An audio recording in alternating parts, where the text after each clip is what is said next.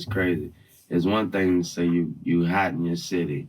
One thing to say you hot in your state. One thing to say you hot in your region. One thing to say you could step out into somebody else's region and say you hot.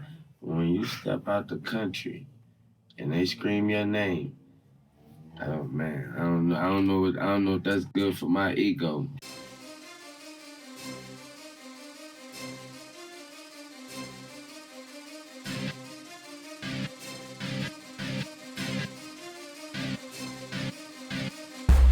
Lil Wayne has been called the best rapper in the world and the undisputed champion of hip-hop. He will be regarded as one of the greatest rappers of all time. A diamond-toothed multimillionaire, he was a father and a rap star at the age of 15. At 11 years old, I signed a deal. So I grew up on the road. I grew up in the street, and I mean in the streets of every city. Because he's on every record, but he's got it down. He is the embodiment of hip-hop right now. He's everything that hip-hop is about. He's won 4 Grammy Awards, and he's also served time in one of New York's toughest penitentiaries, Rikers Island. No other rapper takes so much pride in his rhyming, and his wordplay can be thrilling. Millionaire, I'm a young money billionaire, tougher than Nigeria, and my criteria compared to your career just isn't fair. I'm a venereal disease, like a menstrual, bleed through the... His creativity, which just flows through his veins, and his very essence is power. He's a lyricist like no other. He can do tracks that just want to make you party and throw your hands in the air in a club, but he can also do like the most thought-provoking tracks. He's just a rap genius. With a voice straight out of the Southern Delta, he is now universally recognized as one of the most prolific artists in the world. The way he used the internet, the way he used the mixtape circuit was revolutionary. If you pay for anything of a mixtape of mine, you were jacked. A wildly inventive and revolutionary rapper, the breadth of his work is astonishing. If he sings on one more record, then I can swear he is the industry. Whether you think he's the best or not, he's easily one of the best.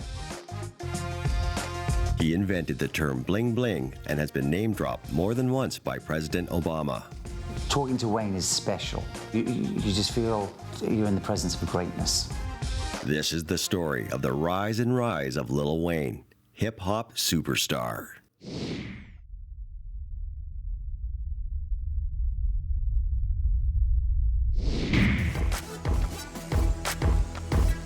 He was born Dwayne Michael Carter on September 27, 1982, and grew up in Hollygrove, a working-class district in New Orleans, a city with a young and hungry hip-hop scene. The South sort of really first came to a prominence through No Limit, which was a New Orleans crew with Master P and his brothers Silk the Shocker and C Murder. All of a sudden, the power kind of shifted from New York and Los Angeles to the South. You know, simultaneously, Lil Wayne is growing up in New Orleans and No Limit's everything. I grew up in clubs. I grew up in a bank. I grew up in the office. I mean, I grew up in the studio. That's where I grew up at. That's why I am music. Growing up in New Orleans, he attended a school for the gifted, and as a child, dreamed of seeing his name up in lights as an international music star. Even at the tender age of 9, he showed remarkable initiative by hanging out at the local offices of a rap record label called Cash Money. I was 8 years old when I wrote my first rap. I was 11 when I put my name on the dotted line. Yeah. He was just like a youngster who was always around, right? Like one of those crazy, crazy kids. Cash Money was owned by local rapper Birdman Baby Williams, who had a reputation for nurturing young talent. What I've noticed with that Cash Money clique is that it's a real family thing, and it almost seemed that like Wayne had been adopted into this family. Despite being just 9 years old, Wayne wasted no time trying to impress Birdman. His mother was friends with this guy named Brian Williams, who is the head of Cash Money Records. He raps under the name Baby or Birdman. And Lil Wayne wanted to start rapping, so he started calling Brian Williams at home and leaving messages on his answering machine saying, I want to be a rapper, I want to, you know, he would leave raps on his answering machine. He just used to leave random raps and rhymes and like for days on days and on days. And he got a deal. I think it was maybe 11 when he got signed. Birdman liked what he heard, and he knew he was opening his door to something special. He was always very gifted at rapping. You know, I think with most, you know, young artists, he really hadn't staked out his identity yet. His identity was mainly the kid. They knew that they wanted him to be a great musician and a great artist, and so they tried to keep him off the streets and out of trouble as much as possible. Under Birdman's protective wing, Wayne flourished, and he looked to the older man not only as a mentor, but also as a male role model. Birdman is definitely a father figure to Lil Wayne. He's constantly there to help Wayne out, whether it's with music or whether it's just for advice. He calls him, you know, daddy. So like the relationship is obviously very close, and you know, he was the one who kind of took him out of where he was at and kind of made him into what he became. Now, one of the hottest moments for me is when you walked on that stage. Like, Wayne was happy to see you, dog. He was like, yo, what's up? I know, homie. That be the joy of my life when I touch the stage with my son. I'm in heaven, you know what I mean? And to see the look at the people, because people, you know, these people been with us for years, and this is, to me, people don't like us, they love us. So I feel a different feeling when I step on the stage. And I know the path of my son, you know, I can see the shining and the gloss on him, like, shh, let's do it, you know, it feels good. It's beyond words for me. It's like a white dove in the sky. Speaking to Birdman about Lil Wayne is like speaking to a father about his son. He refers to him as his son. He refers to him like there's a true blood connection. You wouldn't think that they were separate if you didn't know your facts, if you didn't know the info. Baby goes everywhere with Wayne. Wayne's on tour in Europe, Baby's there, but not by his side. They'll each be in their own tour bus, and they might not see each other until they're on stage, but he's there just taking care of it. And Birdman coming out? Birdman, yeah, he comes out every show. Every show. You seem like happy to see him, well, I ain't gonna front. Yeah. You know what I mean? Because I actually don't see him the whole day. So I don't see him till he come out on stage. So that'd be my first time seeing him for the day. It felt like, yo, what's up? You know what I mean? Yeah, it didn't feel like he was, you know, he felt like, yo, what's up? Yeah, that's what it was. It was like, what's up? How you been today? Yeah. Birdman is definitely the guy that Wayne goes to. It's just natural for them to have that sort of relationship together in the music and behind the scenes. With Birdman, he's empowered Wayne as much as possible. I think he's given him the best platform possible. And I think he's fought a lot of battles to make sure that he gets the success that he's currently enjoying. And that's within the boardroom and I'd say on the street level as well. With his foot firmly in the door at Cash Money Records, Lil Wayne began to establish himself as an up-and-coming talent. There's Lil Wayne kind of coming up, and he did a good job of kind of holding his own with the older rappers. I mean, these are guys that had been around New Orleans for years and years and putting out records. And what No Limit and Cash Money kind of did was they almost operated as like, you know, the all-star team where they would just pick the best rappers from the neighborhood. And he was able to kind of fit in pretty seamlessly in that. As well as early musical success, Lil Wayne had an early taste of parenthood when he was just 15. His daughter Regine was the first of 4 children he has fathered with 3 different women. 2 girls pregnant at the same time. Congratulations, Doc. 3. 3? Yeah. 3 at the same time? Oh, no, not at the same time. No, 3 sons. I meant 3 sons. You got 3 3 sons. Yeah. Now, yeah. Lauren London, she's had a baby. Congratulations. Thank you. Congratulations. Nivea still expecting? Yes, sir. I mean, when do you find time to rest? How do you do that? What's that? I mean... What's rest? Rest has never been Lil Wayne's thing. In the early 1990s, he began releasing records with Cash Money while still in his early teens. When talking about growing up in New Orleans, Wayne says, "Nobody ever looked at me as a little kid rapper, just a badass kid." The badass kid continued to morph into a major talent. And in 1997, his career path took a major swerve when Birdman formed Hot Boys with fellow rappers Juvenile, BG, and Turk. I was 12 when my first group album came out, BG, I was 14 when my first group album came out with the Hot Boys. I was 15 when my first solo album came out, The Block is Hot. That went platinum, my first solo album. And then after that, everything was history. Juba without no gold is like Weezy without no braids. I'm 15 with 15 carats. You know what I'm saying? He was like the youngest member of the Hot Boys, and Hot Boys had some heat at that time, but nothing really compared to like artists like Juvenile. And what I've noticed with that Cash Money clique and with Young Money as well, is that it's a real family thing, and it almost seemed that like Wayne had been adopted into this family. I mean, he had a role because he was an artist, but he was just part of it. Hot Boy's first single, Get It How You Live, became a smash hit, and 2 years later, they set the hip-hop world alight with the launch of their innovative album, Guerrilla Warfare. It was around this time that Lil Wayne coined the phrase, bling bling, meaning light bouncing off precious gems or jewels. It's an expression that's made its way into the English dictionary, an example of how influential Lil Wayne has proved worldwide. In the day, you know, everyone was saying bling bling. Everyone was saying bling. If you got bling, who's got bling? It's crazy that he came up with that phrase. I mean, Cash Money pretty much gets credit for coining it. You know, now it's in the Oxford Dictionary. It just shows you the power of Lil Wayne from even back then, you know, like, I mean, he came up with that phrase and like all around the world people were saying it, you know, it became the new hip hop phrase. It just, it got to the point where, you know, something's played out when it becomes a sitcom punchline. When you have like the goofy white guy who thinks he's hip using bling bling, and now it's gotten to the point where you couldn't even get a laugh from that. So that's how ubiquitous it's become in pop culture. 1997 proved to be something of a bling bling year in its own right for young Wayne. It was a year that changed his life forever, and incredibly, he was still only 15 years old. Buoyed by the success of Guerrilla Warfare, he released his first solo album, The Block is Hot. And this a little nigga saying something about a little nigga. Look at this little nigga. The block is hot, man. Next week? Next week I'll be 15. The block is hot, man. We used to do the big tours back then. It used to be the Hot Boy tours. We would come out together. And, you know, that Block is Hot dropped. I had to come out by myself. You know what I mean? That was when I knew it was popping.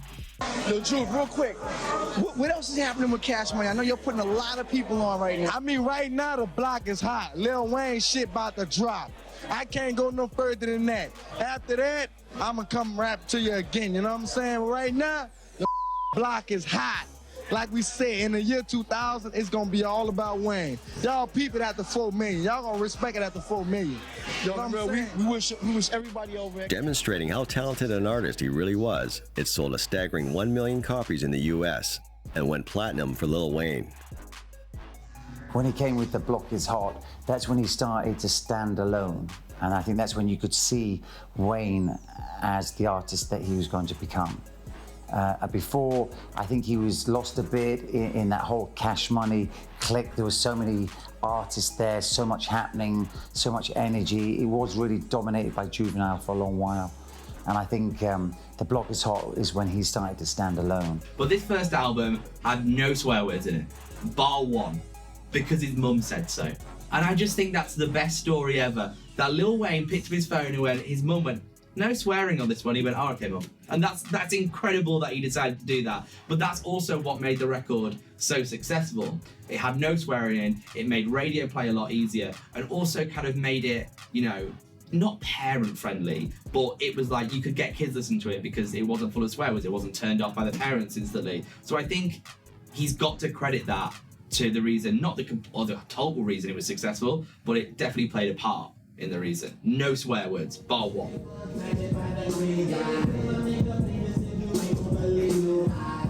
Wayne's name was now scorching through the music world, and at last, it seemed like all his dreams were starting to come true. Wayne carefully cultivated his image, covering himself in colorful tattoos and undergoing major dental surgery, which resulted in a mouthful of diamonds and gold. He physically has diamonds implanted in his teeth. They're not, it's not like they're just stuck on there like like fake dentures or something. They're like, they're in there. They're implanted pretty good. Lil Wayne's got tats on his face, all on his body, and his dreads. People do just want to look like Wayne. I mean, you know, I don't know if Wayne's image was a conscious kind of creation. I think it's something that evolved over time. I do think that, you know, if you look at, you know, if you do study rappers, that's the one thing that separates maybe a major label rapper and like a huge sensation from an underground rapper. When you become this, to become this big sensation, you either need to have this, you know, larger than life image. There were sort of a few lanes that you could go in. You know, you could be like the gangster, or you could be the mogul like Jay-Z. But Wayne sort of created this new personality where he could just be kind of a weird freak, which, you know, he would be the first to say about himself.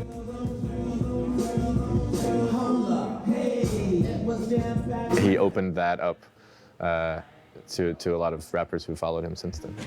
Grilled teeth, diamonds in his mouth. He's really got an image of like a rapper that doesn't care about normal society looks. He can just do himself. We asked him, why did you cover up a tattoo tear that he had on his face? You've got some new tats, you've lost some tattoo tears. Why'd you lose some tears, man? I just took one off. Just one off? It was at a mother's request. Oh, for real? Yeah, so you know. What, a baby mother's request? No, not a baby mother. My mother. Okay. Yeah, it was so at a why did she want mother's you to request. lose some tats? No, she just wanted me to cover the tail up. Yeah, that's all. She was like, got too many. You know what I mean? She was like, at least have, you cool with 2. You don't need 3. So, that's mom's. Yeah, there's no discussion. Yeah, if she wanted me to cover all of them up, I'm covering them all up. Exactly. It is what it is.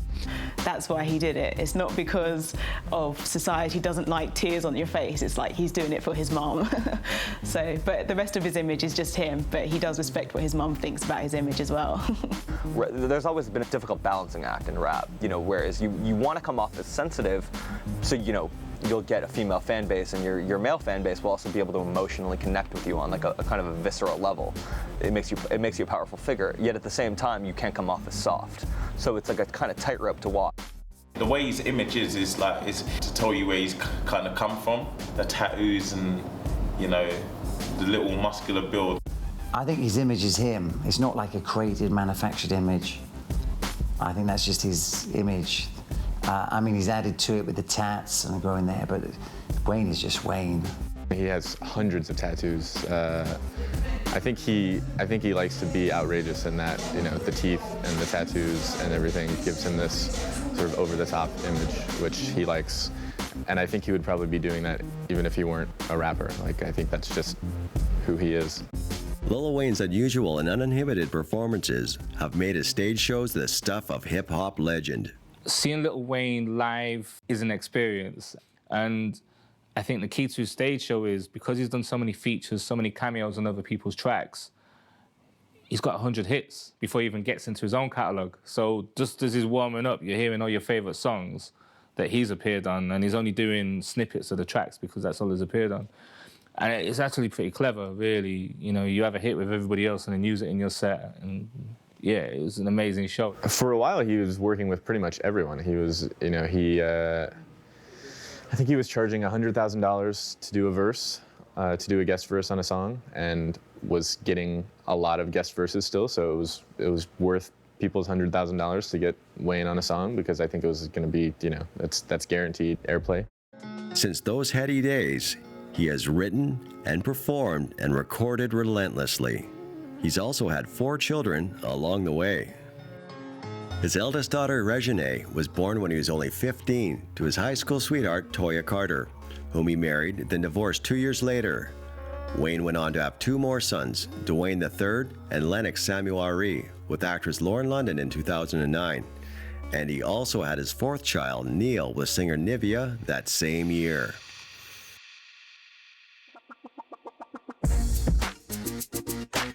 Wayne on stage, I mean, has like an energy where he just bounces on stage and he dominates that stage. You just can't take your eye off stage. He works with a live band, a band he doesn't rehearse, but they obviously know all the songs. They've obviously rehearsed, but not with Wayne. I actually never rehearsed with him. You never rehearse? No. You never rehearse with the band? I just trust them. I know my I know my songs. It's up to them to know the music. I don't have to rehearse. I know my raps. What it means is that he's not trapped by the song. So it's not like, you know, the instrumental starts and he's got to hit the verse and then he's got to hit the next chorus. You know, that band can just give him a groove that he can just rock out to. And that's the power of it. He, on stage with the band and the DJ, it's the essence of hip-hop. Honestly, that band makes the show 100% better to me. I think with the band, I can just actually, after a song or after a verse, I can actually put the mic down and go drink a swig of water because the band is boom, you know what I mean? So that right there is, like I said, it makes the show 100% better. I don't ever want to go back out without a band. His artistic integrity and his eccentric Southern swagger have made him one of the hottest hip-hop artists on the planet. It's one thing to say you hot in your city. One thing to say you hot in your state. One thing to say you hot in your region. One thing to say you can step out into somebody else's region and say you hot. When you step out the country and they scream your name, oh man, I don't know if that's good for my ego. I don't know, you know, I already think I'm the shit. Now I'm diarrhea around this motherfucker. Yeah. Wayne continues to surprise his fans, like when he enrolled at the University of Houston in January 2005. I think he attended the University of Houston, but I'm pretty sure it was an online program. And I also have learned that when you get to that kind of position, whether it's in the music industry or film or television, you invariably have a certain degree of intellect. And I think a lot of people kind of try to denigrate rappers by saying, oh, they're not really stupid. And it is a kind of almost a form of coded racism. Despite earning high grades, not surprisingly, he dropped out due to his conflicting work schedule. By now, he was arguably the world's hardest working rapper and keen to get more involved in the world of R&B. One thing Wayne has always been is ambitious.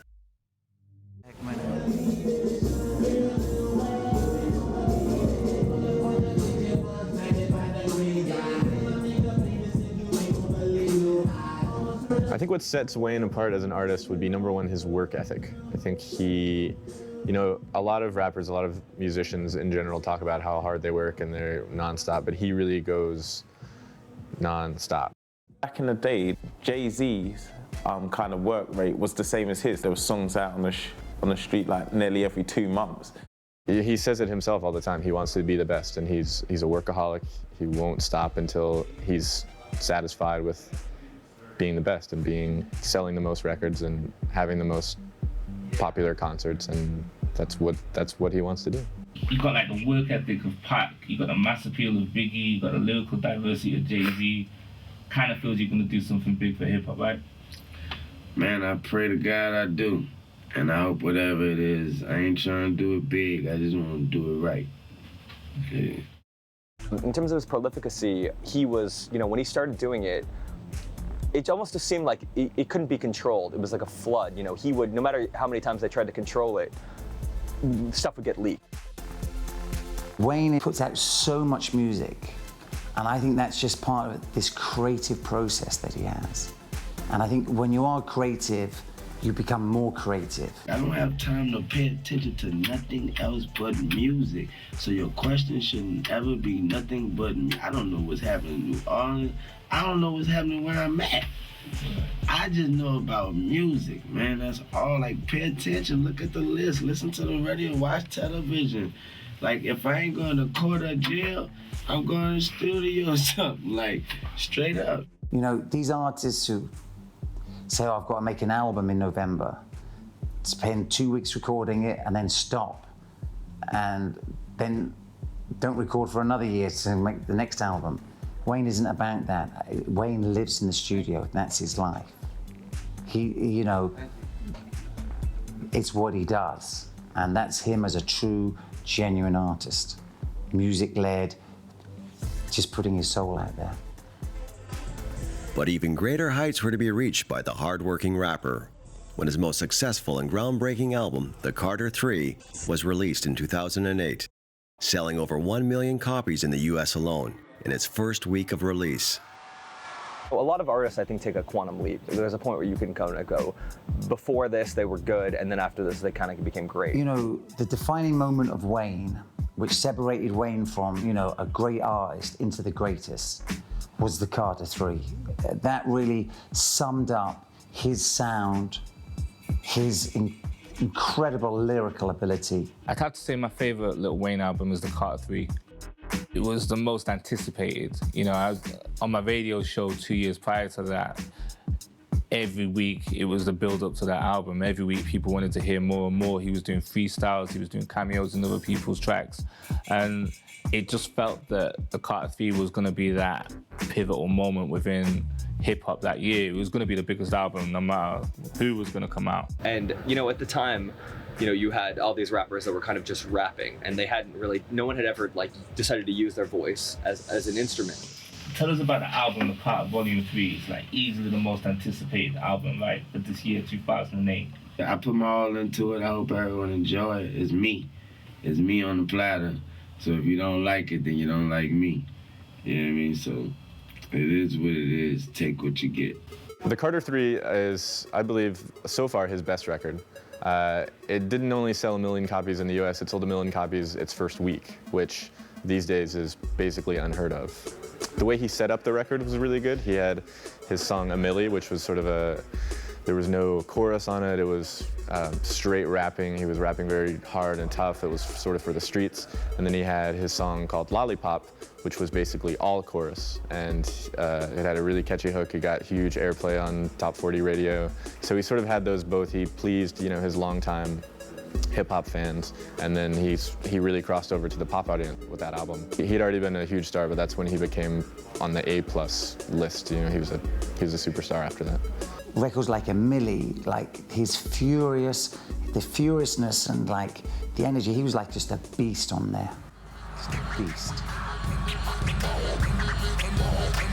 A millionaire, I'm a young money billionaire, tougher than Nigeria, and my criteria compared to your courage just isn't fair. I'm a venereal disease, like a menstrual, bleed through the... I can't imagine, you know, Universal hearing A Milli and being like, oh, that's gonna be a huge hit, but it was able to kind of take hold and become this underground hit. Again, it shows his like real lyrical ability to be able to put the metaphors and to put everything together, and talking about what it takes to be a rapper is very, very detailed. You know, it is genius. By selling over 1 million albums in a week, Wayne had become a rap superstar. It was really where he just became on fire. It's really where he like took lyrics to a different level, saying some of the flyest stuff you'll ever hear on any rap record in your life. And that's where I felt he became bigger than a great rap artist, just became one of the greatest artists of our time. The summer of, I think it was 2008, I think when Carter 3 came out, you know, you couldn't go anywhere without hearing it, you know, reverberating like heavy bass from car speakers. Even a song like Lollipop, which is kind of a bass sort of grab for like pop stardom, he was able to make that a hit. I done saw some shit happen off that Lollipop, I mean. Trust me, I done played that Lollipop in the studio loud around some females, and yeah, that's the joint, that's the jam. It's been tested. That's the joint, that's the jam. Slowly but surely, his sounds become a little bit more commercial with the kind of pop melodies and the choruses, especially Lollipop. I mean, it's just very kind of like, you can see it's like got pop written all over it. But because he's got that whole kind of like southern swagger about him, doesn't really care what's going on kind of vibe, it really works. It confirmed Lil Wayne as one of the most successful hip-hop performers in the world. The way he plays with words, he loves words, he kind of delights in puns and wordplay and jokes and things like that. One of my favorite lines of his, and I think this is pretty telling too, is after his album The Carter 3 went platinum in its first week, he put out this song basically saying thank you to the fans. It was a free track that he put online to say thanks to everyone who bought my album. And one of the lines in it is, to my female audience, I hope you're using sanitizer. And it's here you sort of think, oh, is this gonna be some raunchy line? But the next one is, because I'm kissing all your hands, which is just like a very sweet, you know, polite thing to do. It's just this image of him taking a female fan's hand and kissing it. So I think that's, he's a lover. He's like the trickster. He's like the id. Like he's all stream of consciousness, and I think that's like a big part of his appeal. Wayne won the Grammy Award that year for Best Rap Album with the Carter 3. But winning Grammys wasn't enough for Wayne. Following in the footsteps of his old mentor Birdman, he went on to launch his own label, Young Money, which has already spawned a stable of astonishing new talents. Young Money has been going around since the middle part of the last decade, and Wayne has had a pretty unbelievable year for talent. One of Wayne's best known proteges to date is Drake, now one of the biggest sensations on the music scene. Come on, man, that's a monster right there. Drake, that kid is just amazing. Of course, he don't even have an album out. He's like, on everybody features song. Every song he drop is #1, and I mean, he's a cash cow. I love it. Young Money is Wayne's label, and I think the artists coming out of Young Money are gonna dominate hip hop for the next 10 years. The sound, the style, and them as artists. Those artists have so much energy, have so much passionate fans, have such a relationship with their fans, are making some of their most creative music. And just like his old mentor Birdman, Lil Wayne has stepped up to his new role of label boss. All I can tell you is Young Money, Cash Money, Universal will prevail. This is our first time meeting. I go by the name of Drizzy Drake. I rep this scene they call Young Money, Cash Money. You can see those dynamics in other acts on Young Money. Nicki Minaj, Drake, they all have that relationship. I think Nicki Minaj is a great artist, and that she signed to Young Money has just made her so much more bigger than if maybe she'd signed to a normal record label that hasn't got that tight-knit family. She came out from doing mixtapes, and apparently she met Wayne on an airplane, and he just wanted to see her and see what she was about, and signed her to the label. The latest addition to Wayne's stable of talent is UK hip-hop artist Jay Sean. Well, I'm part of Cash Money, so I'm signed to the label, and of course 2 of my boys were up there on stage today, Lil Wayne and Drake, so it was just so nice to be able to watch them tear up the stage. And I just came here, as a fan of music myself. It's just been incredible to be around such superstars, and I continue to get inspired by them when I watch them on stage, It was only a matter of time before some of the world's biggest stars were queuing up to collaborate with him, including Eminem. To get 2 geniuses together on one track is a big thing. If Wayne is feeling a song, he'll jump on it just because he loves that song and wants to be part of a great song. He's not in this as a businessman. He's just, as an artist, believing in the music. And the music, I think, is his spirit, is his soul. And I think he just lays that open and bears that.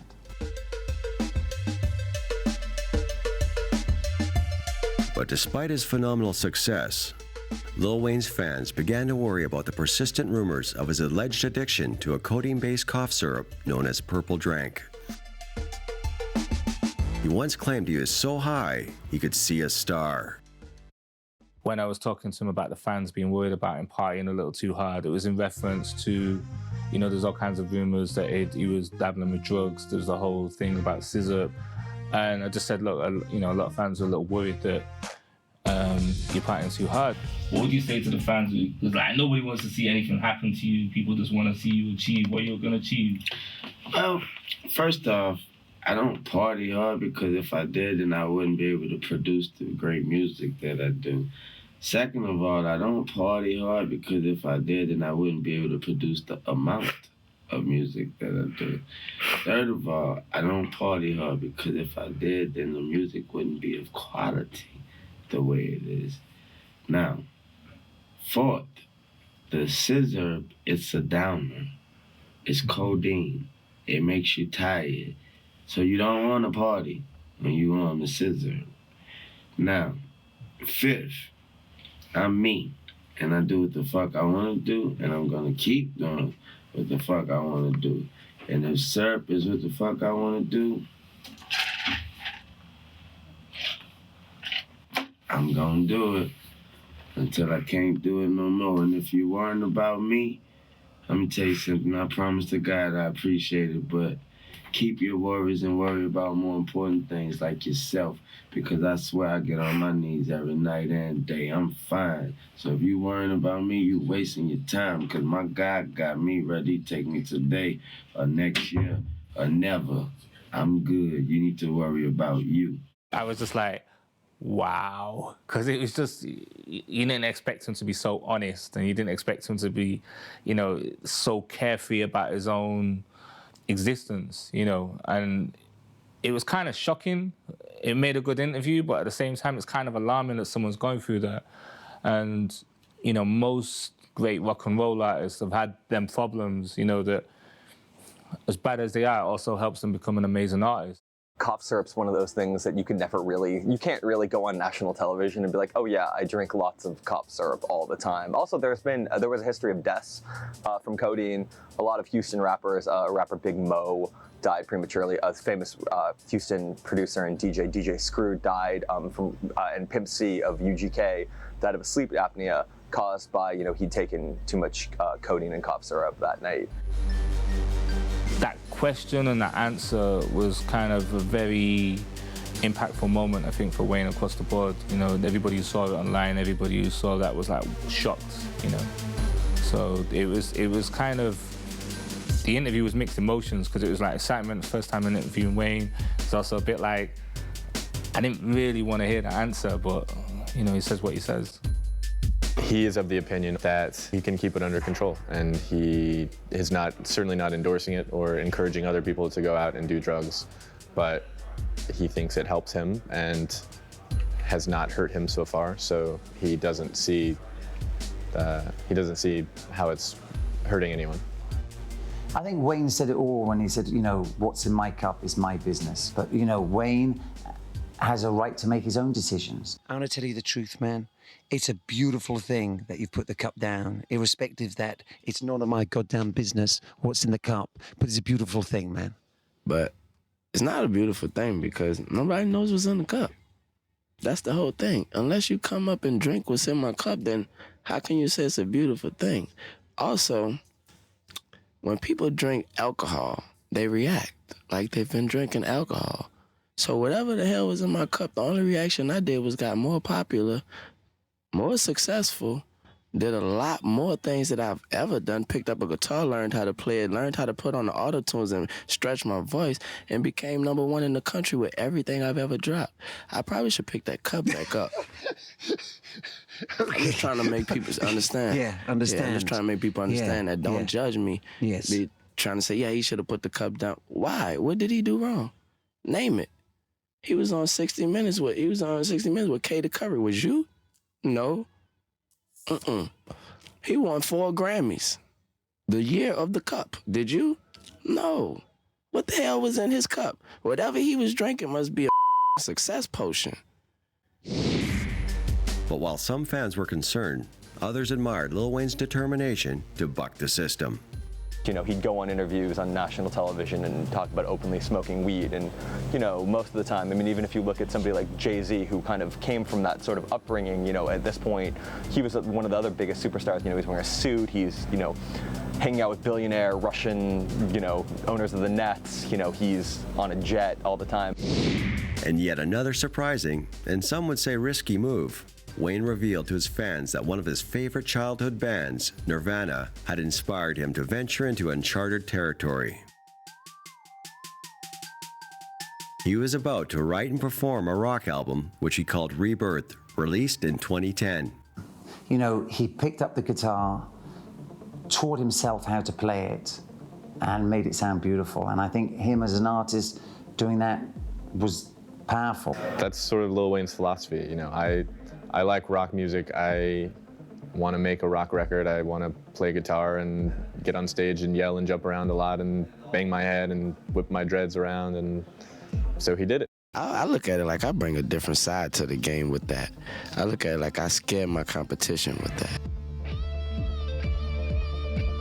when they see a show like this and they see, wait, he pulled the guitar and sung Walk This Way, and the crowd was singing it back, walk this way. And when my competition sees something like that, they're like, and then right when he finished, he went into Kush, and the whole crowd sung that. So what is he? And then right when he finished that, he sung, and I'm grinding, and the whole crowd sung with him and put up lighters, and like he's a real singer. So that's what I want my competition. I want my competition to be like, I don't know what to do. Just confuse cats. Yeah. It's called a wildcat offense. The wildcat offense. You don't know what I'm gonna do with the ball. You don't know who gets the ball. Wildcat. Rebirth, I think that was inspired by Kanye West, because Kanye West just did an album called 808s and Heartbreak, where he was like, I'm not gonna rap, I'm just gonna sing. So, you know, P. Diddy was like, oh, I'm gonna do an album like that, and then I think Wayne was like, actually, I'm gonna do a rock album. When everyone, you know, every artist has that kind of great success, there's the need to kind of show the world that I can do anything. And I think Wayne wanted to show the world that he could do anything. Lil Wayne knows he's a talented guy and he knows he loves music, and so he doesn't normally put himself into one genre. So that's why he just put himself into doing rock, but he didn't want to say he's now a rock artist, he's still just Lil Wayne. And I think that's an amazing way to look at Lil Wayne, as being an artist that can just do music, period, as opposed to just doing rap music. Doing that was powerful. I think an artist like Wayne, you can't stereotype, you can't pigeonhole, you can't say, no, this is his lane, he shouldn't step out of that. His music is revolutionary in a lot of ways. When an artist pushes the boundaries, I think it's good because it shows a different side to them. I think it's good business for them because they get a different audience that's going to buy into what they do. It was a shock to the hip-hop world, as in they're not used to those sort of beats, they're not used to heavy guitars and drums. But with Wayne playing it, it just looks so impressive that people bought into him doing that type of music now, not as, oh, he's sold out, he's leaving us. They still respected that, no, Wayne is just doing him right now. The album entered the US charts at number 2, becoming Wayne's 7th top 10 album in the US, and spawned 4 hit singles for the star. As well as allegations of drug taking, Wayne hasn't always found it easy to shake off his southern gangster leanings and demons.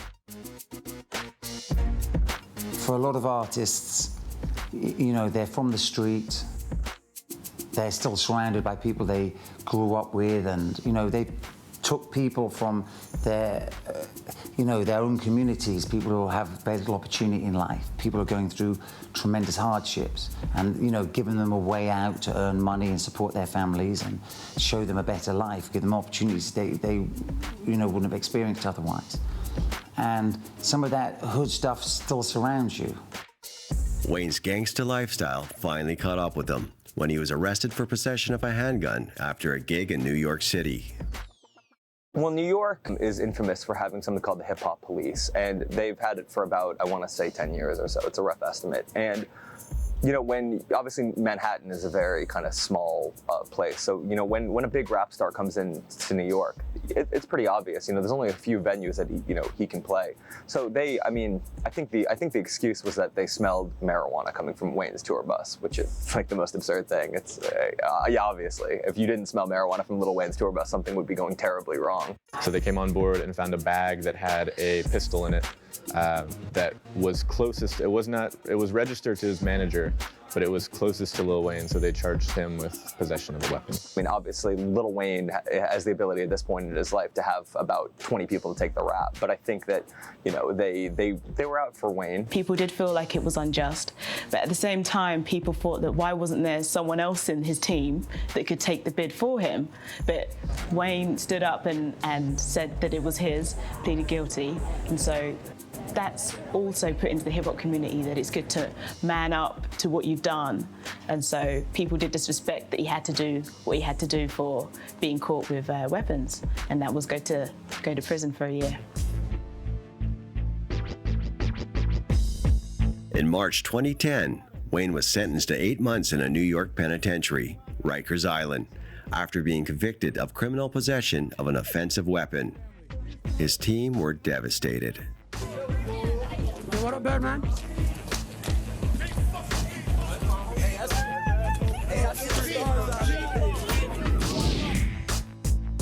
Westwood caught up with a reflective Wheezy the day before he went inside. Wayne, real sad day in hip hop. How you feeling, man? You built for it? You ready? You don't feel for it. Just go through it. You're gonna ride it out like a soldier. So you can do. Yeah, man.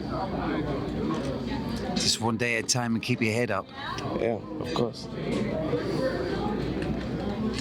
Now, you're working crazy. I mean, I've seen you do 4 videos today, and I only saw 4, and I'm exhausted. I was falling asleep at the back, man.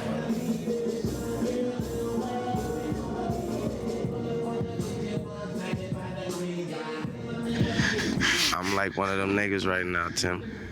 Oh, man. Well, we're going to miss you, man. We're going to miss you a lot.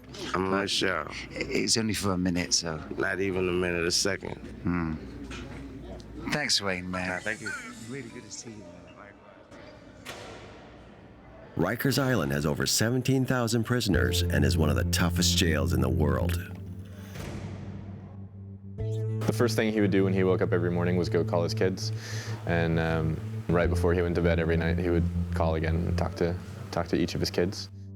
Wayne was in something called protective custody, which is a separate section of the jail that they keep inmates in who might not be safe in the general population. As a tribute, fans and friends created a website called Wheezy Thanks You, which published letters written by Wayne in prison.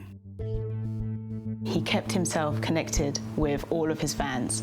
He sent out his address in prison so he can receive letters from fans, and he also wrote letters back to the fans on his website. It was a pretty brilliant move because it was a way for him to communicate with his fans while he was in prison, because he wasn't allowed, he didn't have email, he didn't have Twitter, he didn't have Facebook. It just kept that connection. I think they shared in his journey. And, he used to read his fan mail all day. He couldn't get through it. He had so much every day. Some of it was responding to fan mail, and reportedly there was, this huge, maelstrom of letters kind of going to him. He was getting insane amounts of mail. I think he was getting 500 or 600 letters a day from fans all over the world. And he wrote back to a lot of them. He clearly cares a lot about his fans and loves hearing from them. I think it meant a lot to him while he was in jail to feel so supported and loved. People would write in with poetry that they had written, or things that they had painted, or raps of their own, and he would always be very complimentary and encouraging. I love what you're doing, keep it up. Sometimes he would wish people good luck in their softball games, and it was a very sweet gesture, and also very smart from a business perspective. With such epic support from his fans, Wayne managed to turn his sentence into a chance to reflect on his success and his situation. He read all of the major religious texts. He read the Bible. I think he read some of the Quran. He read Confucius. He read the Tao Te Ching. He read a lot of biographies, mostly by old classic rock stars.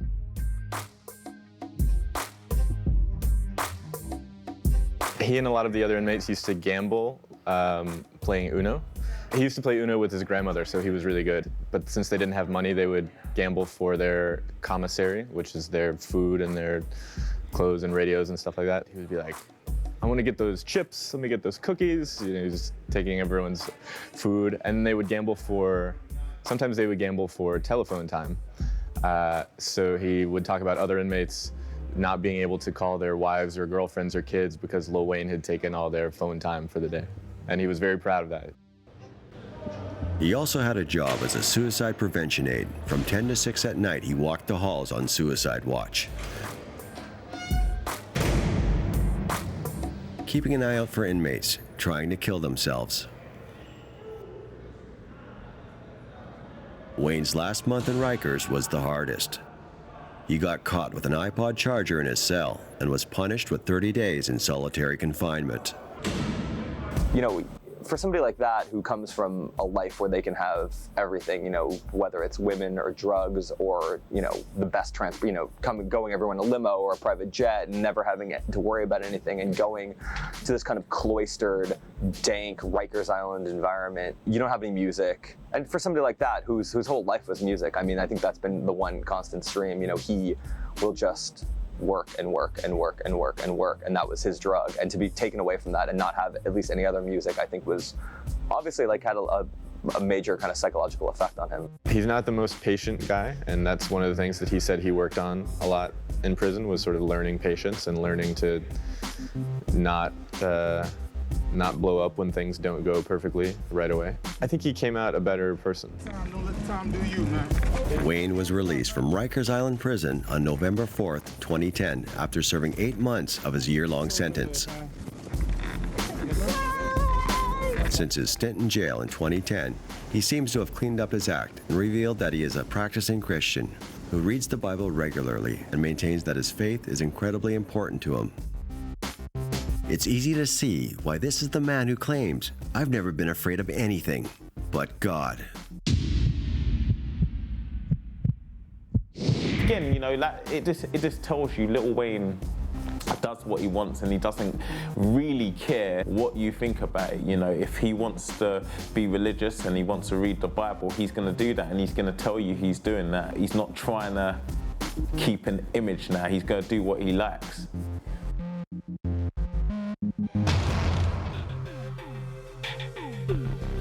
Always the maverick, Lil Wayne never seems to run out of breath, whilst constantly releasing or featuring on fresh mixtapes. Oh, I got a mixtape coming out too called No Ceilings. Yeah, it should drop any day now. You know, all my mixtapes free. Do not pay for nothing. If you pay for anything of a mixtape of mine, you are jacked. Don't pay for it, but it's called No Ceilings. He would take songs by other artists and use the instrumental tracks and rap over them. He'd write his own verses, and so he'd sort of rap over other people's songs. But the question still remains, how does Lil Wayne constantly produce fresh lyrics? Man, I can't help it, I think. I can't help it. No matter what, I breathe it, I live it. I get it. I mean, like, I think when I think of, I think the only way, the best way I can explain it is, what's your best thing to do? I mean, whatever's your favorite thing to do. If it's to count the numbers on the wall, whatever it is, whatever that feeling is you get every single time you do that or hear that or say that, that's the exact same feeling I get when it's time to go on that booth, that stage or something. Anything has to do with creativity. Anything got to do with music, that's how I'm elated. You know what I mean? He was just recording constantly, so he had all this material and nothing to do with it. So he just said, I'm gonna put it out. And he put it for free on the internet. And his label was like, what are you doing? This is crazy, you're giving away music. His manager was like, what are you doing? Are you sure you know what you're doing? And he said, trust me, this is gonna work. And he sort of got huge, you know, he made a name for himself doing that. I think it was a really smart strategy because it got his name out there in a way that the radio probably wouldn't have, or just touring a lot probably wouldn't have. It was just an easy way to publicize himself. I'm pointing at you until like motherfucker catch. I'm fucking up good, she got her legs on my neck. I get pussy mouth ass, call that bitch triple threat. When I was in jail, she let me call her collect. But if she... Then Lil Wayne dropped Carter 4, which debuted at #1 in the Billboard Top 200. And I think did under 1 million records in 1 week, which is absolutely crazy. Like, there was so much hype about him at this point to want to see what he was gonna say and want to see how that record sounded. And yeah, it was a massive commercial success, as it always was going to be. But I think you can tell on it, like, he's not the same guy he was before. Like, everything's changed for him since he went in jail, and you can see it reflect on that record. And I think that kind of shows why that was it. That's why his work finished at that point. Like, he was done. He used to say he was the greatest. Like, he used to say he was the greatest rapper, and then after jail, it kind of stopped. Which I think is sad. Like, that jail sentence was 8 months inside, but outside of that cell, like, it's clearly affected the rest of his life. Like, you know, was it fair that it even happened? Like, it's even a debate whether, you know, he was even guilty. So, 8 months in jail and then the rest of your life without a career. It's kind of hard. I always said I didn't want do this no more after 35. I ain't want to do it no more after 35, so anytime between 30 and 35, I might give it up. So now, out of jail, a new album out, he then tweets, I am defenseless, I'm defeated. Like, he is done. And now there's the very elusive Carter 5 record, which no one knows whether this kind of really exists. So if you believe the internet, and I love an internet rumor, there's this guy called Pharmacy Bro online, right? And I don't know the ins and outs of the story, but like he bought a drug and put the price up for it. It's kind of crazy, but apparently he owns one copy of the album. However, Lil Wayne's tweeted since then saying it's only a demo version or it doesn't exist at all. So this is kind of what keeps him so big online and what keeps him so popular, is the elusiveness of this last record and kind of does it or doesn't it exist? Like, because he could drop a tune tomorrow and it would blow up because of his name, but I think there's something quite exciting about the one copy of this tune and like, where is it? So cut forward to 2015 and Lil Wayne now sues Cash Money Records, right? So to put this in perspective, these are the guys that started his career. Birdman, who he's suing for $51 million, is the owner of Cash Money Records. This is now getting sticky. It's all falling apart. Like, this is over Carter 5. So this is the whole, is this album real? Is it not? This is all about the handling of that record. And Lil Wayne's not happy, so he sues them. And it's like, it's just starting to fall apart for him, which is super sad.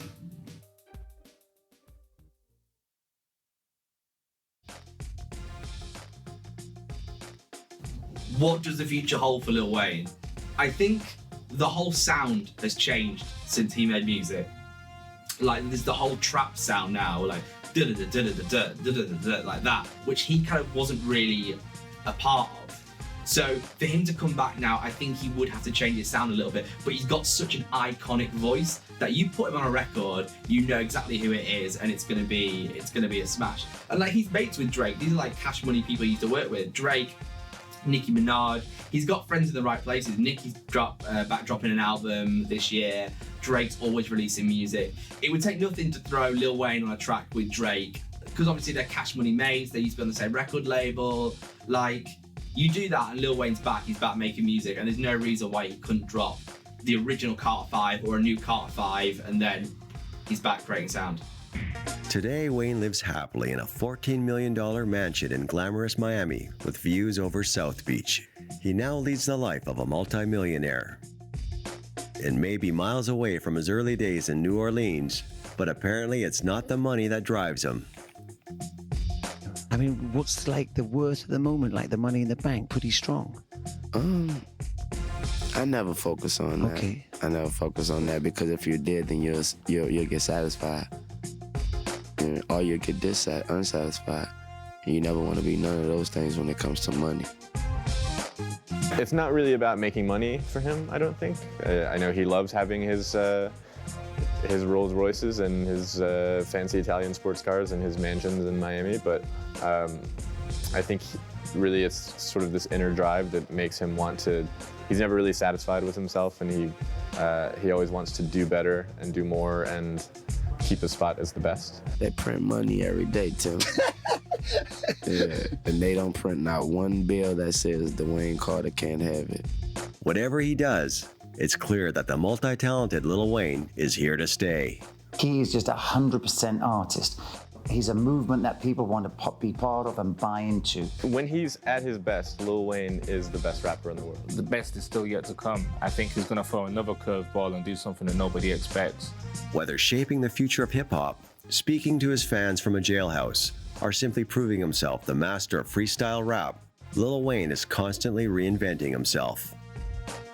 The rap industry is like any other industry. You know, whatever sells, the executives are gonna want.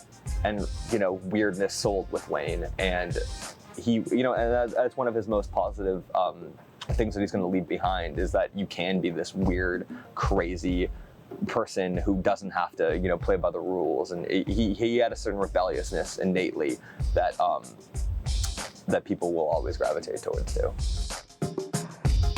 We saw that rock record that he did that maybe wasn't the most successful, but just the fact that he was willing to take that risk and try it, I think says a lot about him. And so I don't think we know what to expect from him. Like he's one of those guys who just, he gets an idea and he goes for it.